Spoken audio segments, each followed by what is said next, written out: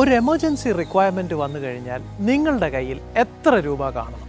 Normally ഒരു മാസത്തെ നിങ്ങളുടെ ചെലവിന്റെ 6 ടൈംസ് എങ്കിലും നിങ്ങൾ കരുതുന്നത് നിങ്ങളുടെ ഫാമിലിക്ക് ഏറ്റവും നല്ലത് തന്നെ. പക്ഷേ നിങ്ങൾ രണ്ടുപേരും ഹസ്ബൻഡ് ആൻഡ് വൈഫ് ജോലി ചെയ്യുന്നവരാണെങ്കിൽ 6 മാസം പോലും വെക്കണ്ട. ഞാനൊരു എളുപ്പമാർഗം പറഞ്ഞു തരാം. ഹസ്ബൻഡും വൈഫും ഓരോരുത്തരും 4 മാസത്തേക്കുള്ള ഫണ്ട് കരുതാൻ ശ്രമിക്കുക. ഇതിന്റെ ഏറ്റവും വലിയ ബെനിഫിറ്റ് എന്ന് പറയുന്നത്, ഒരാൾ ഒരു ക്രൈസിസിൽ കൂടെ കടന്നു പോവുകയാണെങ്കിൽ മറ്റേയാൾക്ക് ശക്തമായിട്ട് അവിടെ സപ്പോർട്ട് ചെയ്യാനായിട്ടുള്ള ഒരു എബിലിറ്റി വന്നു.